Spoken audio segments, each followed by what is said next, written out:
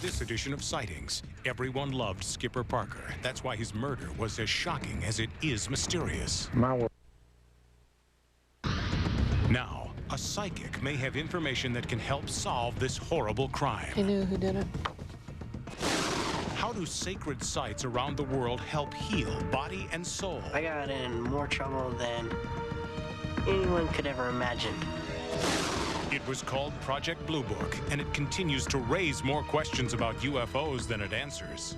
I'd hate to think that Project Blue Book was the best we could do. A controversy rages over whether computers should store the total output of the human mind. Which would leave you with an 80-year-long home video. And a look at the better angels of Andy Lakey's life.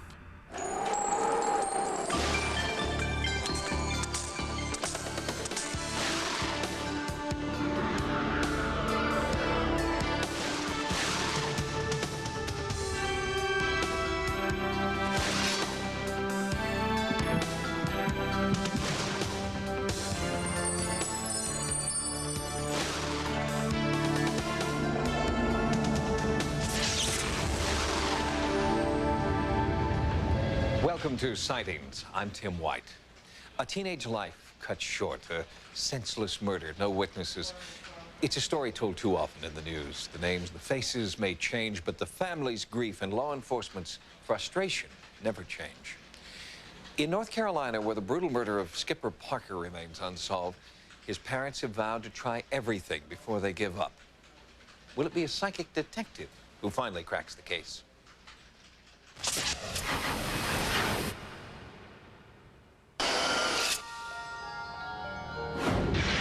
It's very clear to me. I'm experiencing it right along with the victim. It's like a movie in my head. The movie playing in Nancy Meyer's head right now is a true story. With the clarity and impact of a 70mm screen, Meyer says she is seeing only what the killers have seen. The death of Skipper Parker. You're haunted. Every moment that you live and breathe, all you can think about is how or why. How could this possibly happen to your child? You try to protect them and do everything you can to take care of that child. And then one moment, someone can just take that all away from you. The how and why still elude police. Skipper was so loved, so innocent, and his death was so random. It would appear that this young man was on the way to work. While in his truck, he was fired on by some unknown assailant. One of those projectiles struck and killed him. The truck then ran off the road, struck a tree, and came to rest. The last time that we saw Skipper was around 3 a.m. the day that he died. He was extremely happy that morning and very talkative. Did not seem to have a care in the world. Was to report to work at 4 o'clock, and he never made it. Up to now, the police have, I think, to the best of their abilities, done what they can, given with the resources that they have available to them. And it's been tough for our family because we want the answer and we want it now. We've pursued many leads that have led us nowhere, and we've pursued some leads that have given us some information, but certainly not any that has led to the identification of the suspects in the case. The case is still open, the case is still unsolved. The crime shocked everyone in Oak Ridge, North Carolina. Skipper Parker was so well liked, the feeling around town is that the murderer must be a stranger. From the first day that he was born, he came here with boundless energy. He had a real zest for life, and he made a lot of people very happy. Skipper's personality was wonderful. He could befriend anyone. He found the good in everyone.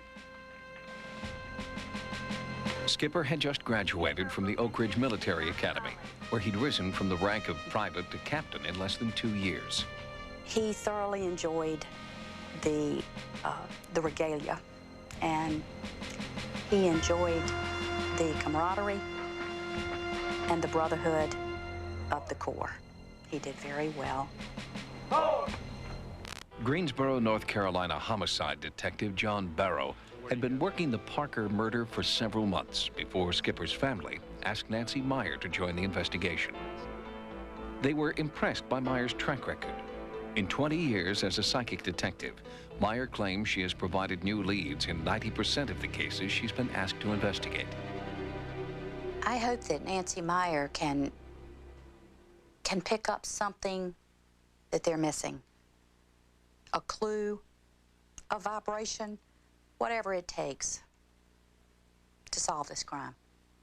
I've never worked with a psychic in a criminal investigation or in any way. This was first proposed by the family. My position with the family has been that if this is something they want to do and it's not interfering with the investigation, and I think it's a position of me as investigator, and the Greensboro Police Department will accommodate them any way we can. Meyer works with crime scene photos first to set the reels of her psychic projector in motion. When I work from photos with an impact like this, it's almost instantaneous. When it starts to roll, it's so strong, it's like I'm right in the middle of it. Her first psychic impression was one that Skipper's friends and family had not considered. He knew who did it. This was not random. It may look random, but he knew them. Actually, it seems like a sort of a running conflict. Money's involved. From one photograph, a psychic vision of the murder emerged. And he's looking at the driver, and there's a passenger, and there is someone in the back seat. There are 3 young men there. And he knows the driver, and he knows the person in the passenger seat. Well, all 3 of them are early 20s, 19, somewhere around. They're all about the same age. After studying the disturbing pictures for more than an hour, Meyer began to describe the killer. There's some schooling in common between the 2 of them. There's a ring on his right hand that looks like a heavy class ring. And there's something on the side other than the date. It's a symbol that looks almost like a naval symbol of some sort. And the conflict between the shooter and the victim started way back. He seems to have been very jealous of the victim, jealous of the friendliness of the victim, jealous of the victim's success with young ladies. Detective Barrow sat stone-faced on camera. He does not want to give away just how much the police know. I don't feel like this is a fully premeditated murder in the sense of he set out to kill this young man. I think he set out to scare him and lost control of himself in the process. I think she's intuitive, and I think she's perceptive. There are some perceptions, perhaps, that are similar to some information that we already have available, but the accuracy of the information provided will only be borne out based on the investigation. Meyer agreed not to reveal where the case stands now, but said the killer will be caught. I think they've got 2 very good cops on this. You got 2 bloodhounds. They're great. They'll go after it. They're going to dig and dig and dig.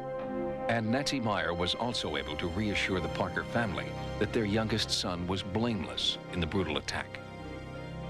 I don't feel that the victim holds any responsibility in any way for what happened here. There are victims that put themselves in situations. This young man has done nothing wrong. He's basically a really nice kid. Catching his killer is crucial, but remembering Skipper's zest and joy for life is more important still. He was so special to me. I think anybody that ever knew him will never forget him. My world stopped that day, I can tell you. And that's, we have 3 other children, and that doesn't mean a thing. We love him just like we always did. But we have 1 less now. As the Greensboro Homicide Squad investigates the fresh leads that Nancy Meyer has given them, Sightings will try to keep you updated on their progress. Meanwhile, the search for Skipper's murderer continues. Next, the surprising healing powers of Earth's sacred sites. The sacred sites are wonderful to take the kids to because it gives them a chance to start over and turn over a new leaf.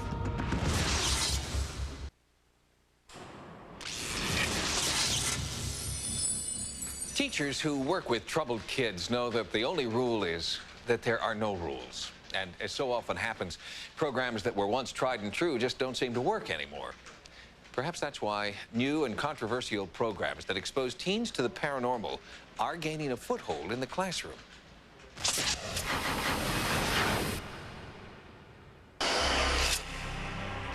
What good are ancient mystical practices in the 20th century world of chaos, conflict, and senseless violence? What can shamans or cloistered monks offer to children who aren't even safe in their own neighborhoods? Apparently, quite a lot. In Los Angeles, a foundation called Healing the Causes of Violence has brought in Tibetan monks to teach juvenile offenders meditation and the sacred ritual of sand painting. We introduced the Tibetan culture because one of the things with children like this, their view of the world is quite narrow. In fact, they don't know anything outside of their immediate neighborhood. The firewalk of ancient cultures is now reborn as a way to instill courage and self-esteem in troubled teens. The benefit of walking on fire is the very fact that they are taking more action in their lives and thus taking more control in their lives. And kids with deep emotional problems are being taken to sacred Native American sites. It is here, many of them say, that they feel peaceful for the first time. Sacred sites emit a certain amount of geo-anomaly energy that you're not going to find at other places. And those earth energy frequencies can affect our brain chemicals. And that brain chemistry can make changes in our attitudes, in our actions, and in our health. Bernice Barlow has two careers. She is an Earth Mysteries researcher and writer who has long espoused the healing power of Native American sacred sites. Bernice is also a counselor who works with out-of-control teens. And recently, when she began combining the two into one new therapy, Bernice discovered that the results were magical. Tight-lipped, angry kids began to open up because, Bernice says, the energy flowing from sacred sites can reach into the deepest recesses of the human heart. The sacred sites are wonderful to take the kids to because it gives them a chance to start over and turn over a new leaf and kind of wash away everything that's been in the past. So take a deep breath and release hurt, anger, confusion. Whatever you want to let go of, let go of. By the time he was 11, Ronnie Pilcher had been in and out of so many schools and residential treatment centers that his mother began to fear that the next stop for Ronnie would be prison. He wanted to run the streets. He wanted to get in and out of trouble. He's always breaking things up. I got in more trouble than anyone could ever imagine because I'd do anything just to get in trouble. My first impressions of Ronnie were that he was out of control, that he manipulated adults, that he liked to get into fights, and that he was going to be a very difficult child to work with because he had no impulse control and he had very little respect, not only for other people, but he had very, very little respect for himself. The McKinley School for Boys in California was Ronnie's last chance, and this is where he met Bernice Barlow.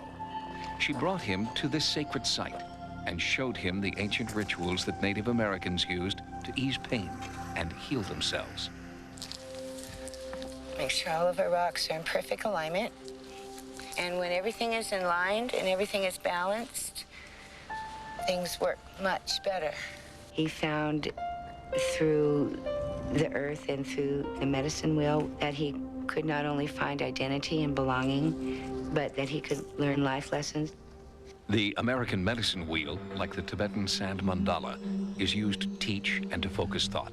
The simple wheel that Ron started on just explained nature, explained creation, the women's position on Earth, the men's position on Earth, the duality and the balance. The wheel, for some of us, was a part of us.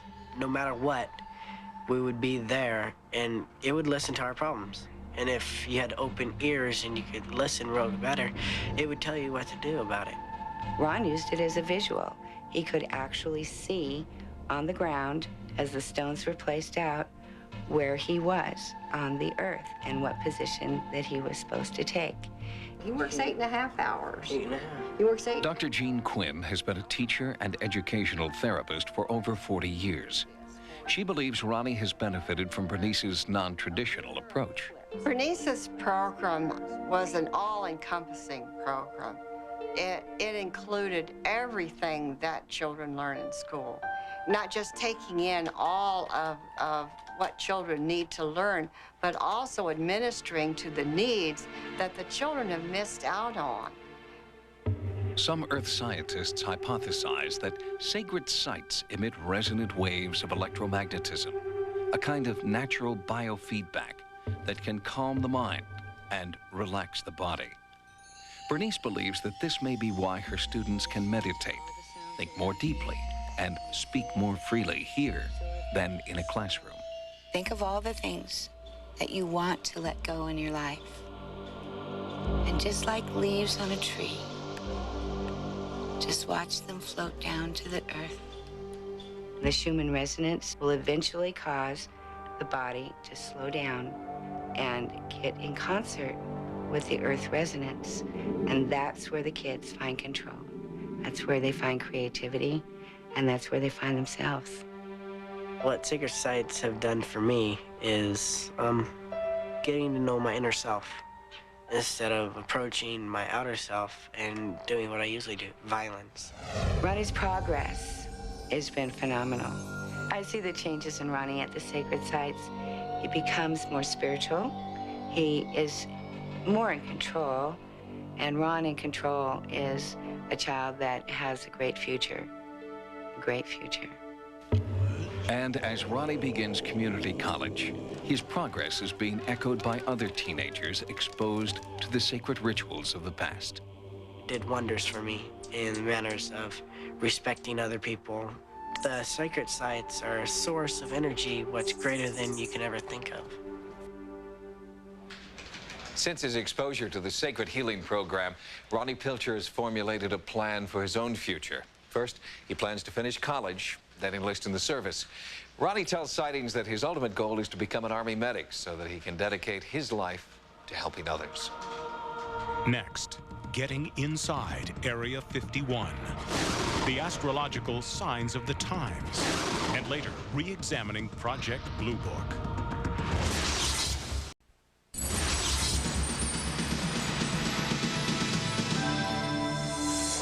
Here are some of the stories Sightings has been following in the news.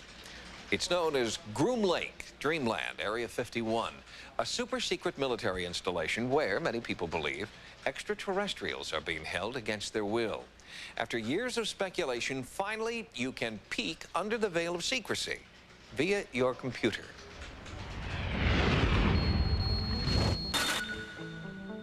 On the World Wide Web, Dreamland Interactive is the closest most people will ever get to entering Area 51. Information on the Dreamland site comes from declassified documents and secret sources, with an ample sprinkling of rumor and conjecture.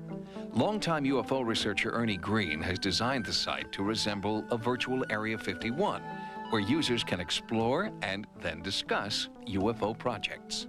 The site also covers a wide array of other UFO-related topics, including aliens, black projects, government disinformation, and abductions. New images are being added all the time, such as this newly discovered crop circle, and more cattle deaths, which some say are UFO-related. Green prides himself on being a hands-on designer and ufologist, and he says he is constantly updating and expanding his site. If you'd like to connect with Dreamland Interactive, the address is www.fordreamland.com.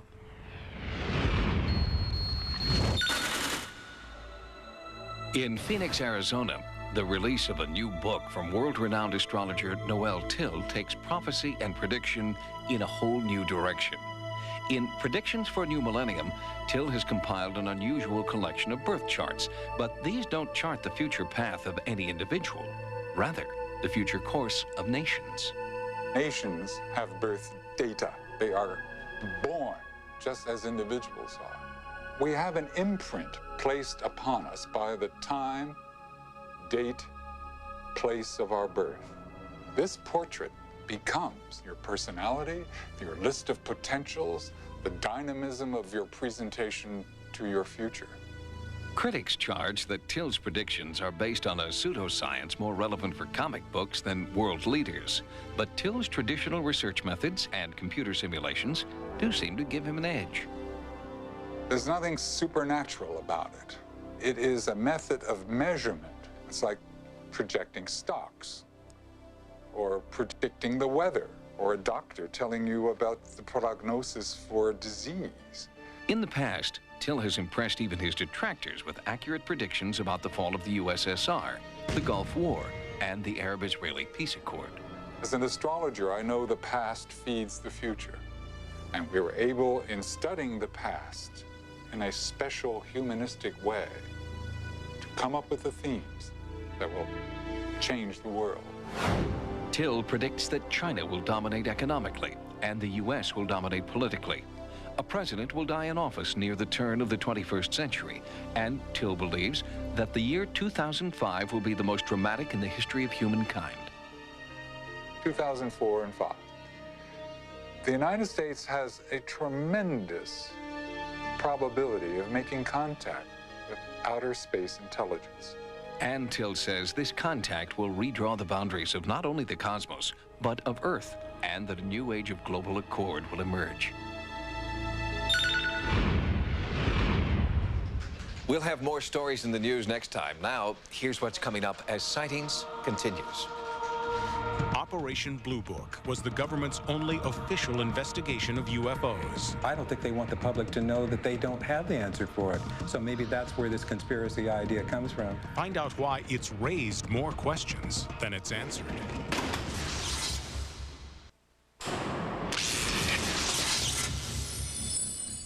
In 1969, the Beatles were in, short hair was out, and the Air Force slammed the door on Project Blue Book, the U.S. government's only acknowledged study of UFOs and extraterrestrials. By terminating official interest in flying saucers and little green men, the Air Force thought that public interest in UFOs would also disappear.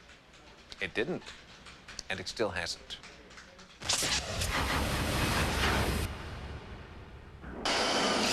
Several important milestones captured the nation's attention in 1969. Neil Armstrong stepped onto the moon. Flower power peaked at a muddy farm in upstate New York. And the war in Vietnam was raging under Richard Nixon's watch.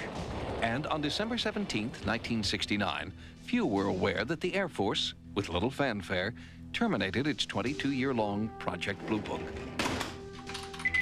Veteran UFO investigators like Don Berliner have been asking why ever since. From the shutting down of Blue Book until today, the Air Force hasn't said anything beyond, we've studied the subject, there's nothing to it, we've lost interest. I don't believe it.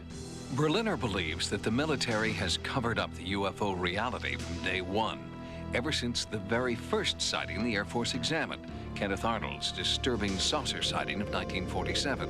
Soon after, growing concerns about national security led to the creation of Blue Book.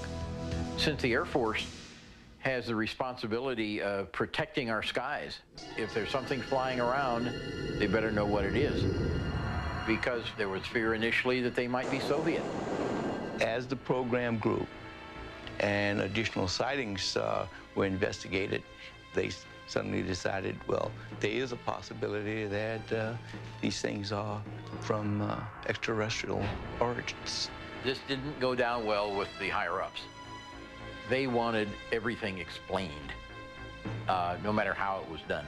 The kind of explanation the higher-ups were demanding was not one that countenanced visitors from another planet.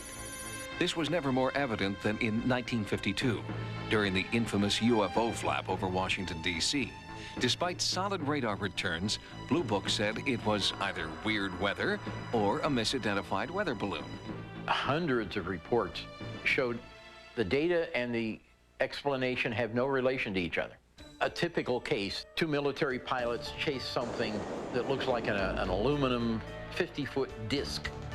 And when it's all over, Blue Book decides that it was two balloons, not one. They only saw one thing, but it ends up as two balloons. It's not the sort of thing where you could argue the fine points. There are no fine points. Even the Air Force conceded that they couldn't explain everything. When Blue Book closed in 1969, 5% of all cases were still categorized as unknown. Ufologists say the government is being less than candid about what they really know, but a filmmaker and Defense Department consultant disagrees. I don't see a cover-up. I think that they're very puzzled by this phenomenon and can't get a handle on it. And it's sort of like, I don't think they want the public to know that they don't have the answer for it. So maybe that's where this conspiracy idea comes from. Robert Friend headed up Blue Book from 1958 to 1963 and insists that the project was open-minded about UFOs. UFOs exist, alien spacecraft, that's another thing. I don't believe all these people are running around reporting things that they imagine. They see something, and that's a UFO. It's unidentified, and it's an object. But that's still not an Air Force mission. The Air Force's concern was whether or not it had any intelligence value and whether or not it constituted a threat to our national security. Ufologists don't believe that Robert Friend is hiding the truth, just that he wasn't in on all the secrets. Whether or not there was a second or third investigation behind the smokescreen of Project Blue Book is still highly debatable. I certainly hope there was. I'd hate to think that Project Blue Book was the best we could do. If a hidden agenda existed, Berliner was determined to expose it. In 1974, he obtained Air Force permission to copy nearly 600 of the more than 12,000 cases in the official Blue Book files. There were dozens of file drawers full, and I only had a week, so I had to concentrate on the unexplained cases. And so I managed to get all the information, including witness names. The Air Force then decided that they were afraid of suits under the Privacy Act if the names of witnesses got out. So they pulled the files out of circulation, removed all identification of witnesses, forgetting that I already had hundreds of them. The Air Force sent the newly censored documents to the National Archives in 1976, and those are what UFO researchers will find to this day. Thousands of documents with identifying information blacked out or unreadable. They wanted to make it as difficult as possible for people to reinvestigate cases. You can't tell if a report came from a nearsighted plumber or from the commander of an Air Force fighter squadron. According to Friend, blackouts protect private citizens, not the government. I'm not saying that there isn't life somewhere in this huge cosmos. What I am saying is that I don't believe that anyone yet has solved the problem of getting across these vast distances. One Blue Book investigator who didn't toe the party line was J. Allen Hynek, an astronomy professor who would later coin the term close encounters of the third kind. Dr. J. Allen Hynek was the Air Force consultant in astronomy, and he had been working for the Air Force since 1948. He had been a rather avid skeptic about the whole thing until he got to the Lonnie Zamora case.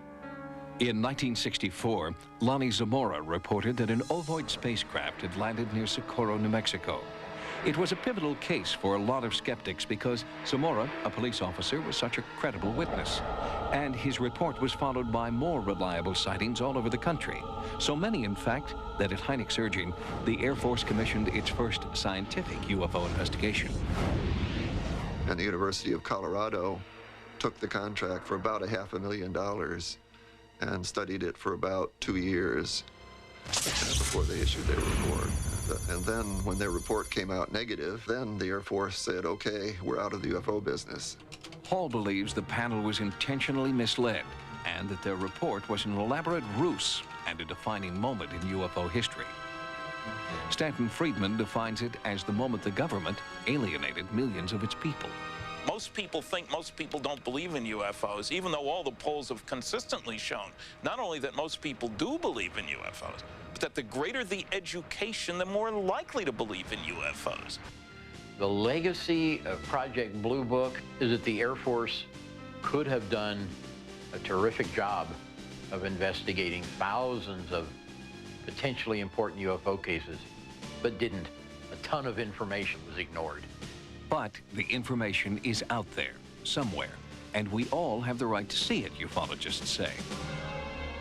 But while researchers continue to unearth evidence of a cover-up, the Air Force continues to insist that UFOs pose no threat, do not advance science, and do not come from outer space. But lingering doubts, even within the hallowed halls of the Pentagon itself, indicate that the death of Blue Book may have been premature.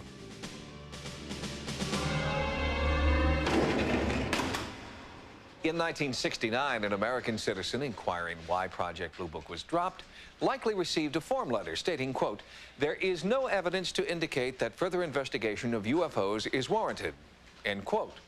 And if you inquire about Blue Book at the Air Force today, you will receive an almost identical form letter.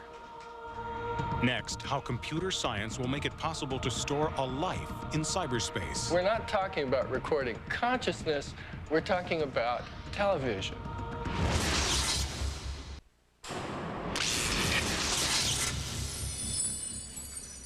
Will cyborgs one day rule the galaxy?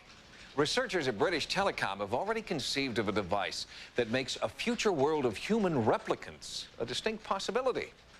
The idea is founded on the theory that extraordinary advances in microchip technology will soon allow you to record for posterity everything you see, feel, and think.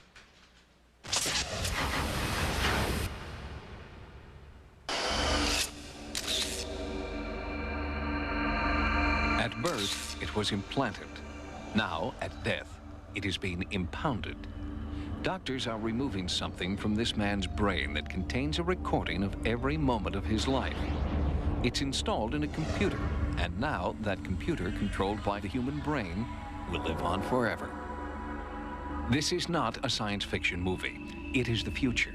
A microchip capable of storing your consciousness. It's been dubbed the soul catcher, and futurists predict that the technology may be ready within the next 30 years. I think it would just take the form of a record of what your mind was doing at that time, what impulses were coming into your mind, what you were seeing through your eyes and hearing through your ears and so on, maybe even what you were feeling, all the different impulses into your brain. Ian Pearson is a professional dreamer. As a futurologist for British Telecom, the worldwide communications giant, Pearson's job is to predict the future, not through a crystal ball or tea leaves, but with scientific vision. What I do is I talk to a lot of experts and I read a lot of industry press and so on, and try to keep well informed on what's happening now and make some guesswork as to where it's going to be in X years' time.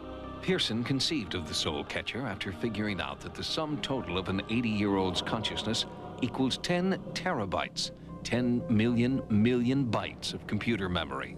An amount, says Pearson, that computers will soon be able to process. We expect a computer by 2015 to have roughly the same memory capacity as you do, and we expect it also around about the same time, plus or minus 5 years, to have the same intelligence. No one questions Pearson's time frame for the necessary technology, but could a plastic machine loaded with your consciousness ever really be you? Well, if I have this right, they're talking about implants that would record all of an individual's audio-visual input throughout their lifetime, which, as far as I can see, would leave you with an 80-year-long home video. It's a very Western concept of existence. William Gibson burst onto the science fiction scene in 1984 with the publication of Neuromancer, in which he coined the term cyberspace. In his screenplay for Johnny Mnemonic, Gibson wrote about a man who could upload his brain directly. But the reality of recording and storing human consciousness in a computer, Gibson says, is not even close to science fiction. Imagine that we could go back and implant one of these things for one day in Einstein, and then get it back to the time machine and run it back. We're sitting there, Einstein has stopped, he's looking at a tree. He looks at the tree for 15 minutes, and then he walks on. What we all want to know is, what was he thinking about? Which we don't know. So we're not talking about recording consciousness, we're talking about television. Doctors and scientists who study the brain agree. Human consciousness isn't simply a matter of record, rewind, and play back. The whole notion of uploading the wiring in someone's brain at death so that you boot up the computer and there's the person back. The sort of pure mind in silico, notion that you get from this, I think is very unlikely, simply because a brain without a body is really a fish out of water. William Calvin is a theoretical neurophysiologist at the University of Washington in Seattle. In his just published book, How Brains Think, Calvin puts the notion of a soul catcher implant in perspective. That sort of neural tap is further away than I think people realize. We don't know the coding schemes yet that you'd have to mimic to do these things. We are capable of only handling about a dozen nerve cells at the same time with any precision. And that to do anything fancy would require millions. Building a computer with enough memory to replicate the way the human brain works may be centuries away, but perhaps that is not the only way to create true consciousness in a machine. We'll get a lot better at some point. There has been work done that it has people actually controlling computers, especially people with severe handicaps, with the nerve signals from muscles in their head. Computer engineer Keith Henson has devoted much of his career to the exploration of computer-brain interface.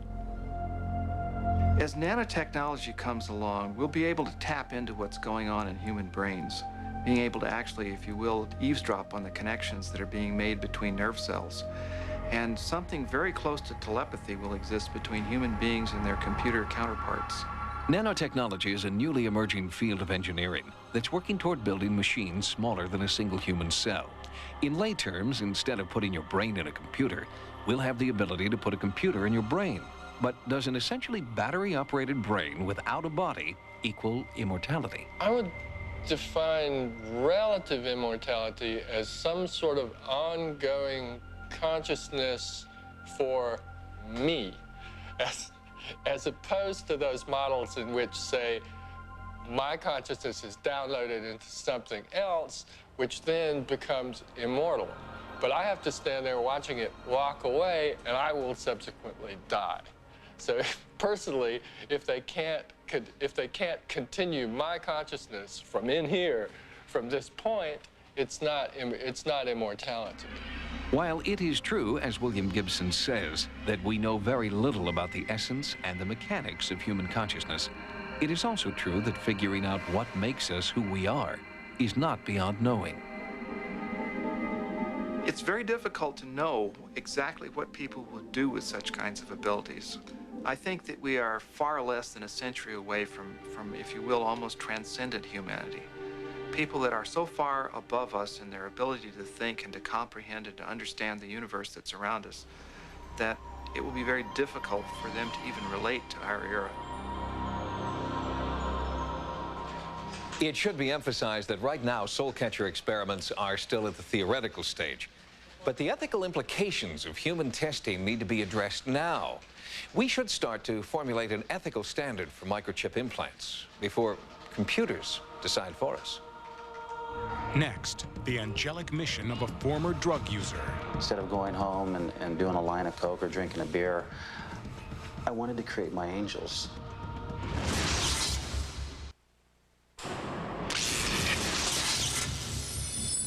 On a past edition of Sightings, we introduced you to Andy Lakey. He's an artist and philosopher who's driven by a mysterious desire to paint 2,000 angel pictures by the year 2000.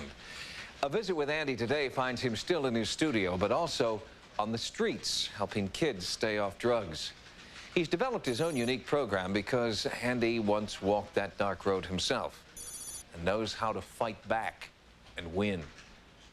You like the painting? Yeah. When artist Andy Lakey was a boy this age, he wasn't creative, compassionate, or even really here at all. He was a drug addict. My next door neighbor was my 7th grade buddy. His brother was a high school drug dealer. So I used to dabble in smoking a little pot back then. That continued into my adult life. Andy thought he was just a dabbler, that he could stop anytime he wanted. But a brush with death in 1986 proved him wrong. That night, we were freebasing Coke and snorting a little Coke. I felt my body shutting down, and in the party, I wanted to get out of the party. I felt paranoid, I felt embarrassed. I felt like if I was going to die, I wanted to die alone. I got down to my apartment, I literally fell into my apartment, and all I knew is I wanted to get near water. So I crawled to the shower, I crawled into the shower, turned the cold water on. My clothes were still on, and I remember the water going all over my face and going down the back of my neck. And I started to pray to God for the first time since I was 8 years old that if He'd let me live, not only would I quit doing drugs, it's easy to say that at that moment, but I'd do something to help mankind. and a twirling sensation almost instantly started to happen. The best way to describe it is like a mini tornado. And there were 7 figures on the bottom around my feet. These 7 figures turned into one, and they put their arms around me. The figures looked like there was 2 arms or stubs that were sticking out with a head that was elevated above the body with just a very narrow, smooth torso. Andy had overdosed and ended up in the hospital. It was the beginning of a new and drug-free life. Andy gives a lot of the credit to the amorphous figures who appeared to him near death. They're called Leakey's Angels and have become the inspiration for Andy's life work, the subject of his art. Instead of going home and doing a line of Coke or drinking a beer, I wanted to create my angels. First, they were doodles, then sketches. Then, in 1989, Andy Leakey walked out on a lucrative career to devote his full time to celebrating his angels through paint and canvas. Soon, the figures that changed Andy's life were reaching out and healing others, like Matthew, who, after the Northridge earthquake of 1994, developed a serious condition requiring surgery. The night before my surgery, there was a special on Andy's artwork and stories about other angels. And when I walked off of the elevator for my surgery, there in front of me was a picture of Andy's. As I touched it and felt it, I felt relaxed, and I felt like I had an inner peace in me. I wasn't as scared about my surgery, and I felt like somebody was telling me that everything is gonna be okay and not to be scared. Matthew was not the only member of his family to be transformed by Leakey's Angels. His mother and brother felt the power of the paintings too. Just feeling those angels, you can feel the power that comes from them, the calmness, the serenity. I believe in angels. I've always believed in them, but the Northridge earthquake, I got so scared I went into my mom's room, and my brother bought me one of Andy's paintings, and it makes me less nervous about the earthquake, and I'm not as scared anymore. When Sightings first brought you Andy Leakey's story, he had just completed 1,000 of the 2,000 paintings he said the angels had asked him to complete by the year 2000. Since then, he has completed 650 more. And just recently, Andy initiated a program to ensure that many of his last angel pieces will make a real difference in the world. Well, if children out there send me a letter, if they're 18 years old or under, in the letter, if they write that they promise they won't do drugs or smoke cigarettes, at least till they're out of high school, I'll send them an original drawing or a painting or a sketch, something originally created by me from my studio. The response to Andy's offer has been overwhelming. I've received thousands of letters from kids from all over America, and it's really exciting when you look at a 9-year-old or a 10-year-old or an 18-year-old saying, Andy, or dear Mr. Leakey, I promise I will never do drugs, drink alcohol, smoke cigarettes, or do anything bad like that. I'm 11 years old, and I want to live until I'm 100. I have always believed in angels. Love, Ashley. So if I can get kids to focus in on their schools and not doing drugs, it makes me feel that, you know, what I went through is well worth it. Andy continues to share his story and his artwork with the world, especially the children who've been touched by Leakey's Angels. He's released an autobiography titled Andy Leakey, Art, Angels, and Miracles. And he has a webpage that Andy hopes will be a permanent ray of hope in cyberspace. I was a person on a path of self-destruction. But today I'm able to focus, and because of my experiences, know that anything is possible in this world. Andy Leakey enthusiastically encourages anyone interested in his program to contact him directly. If you're interested, you can reach Andy via the internet. His address is www.leakeyart.com. If you've had a paranormal experience, please write to us at Sightings. Sightings can also be contacted at America Online at keyword Sightings. Download images, sounds, and QuickTime clips from Sightings episodes. On the internet, access information about sightings and the paranormal at sci-fi.com/sightings. Until next time, remember, no mystery is closed to an open mind. For Sightings, I'm Tim White. Next on Sci-Fi, Dark Shadows. I got got 2 more bogeys coming in hot. Let's make them bleed. Matthew Lillard, Freddie Prinze Jr. I love this baby. Wing Commander, Thursday at 9 on Sci-Fi.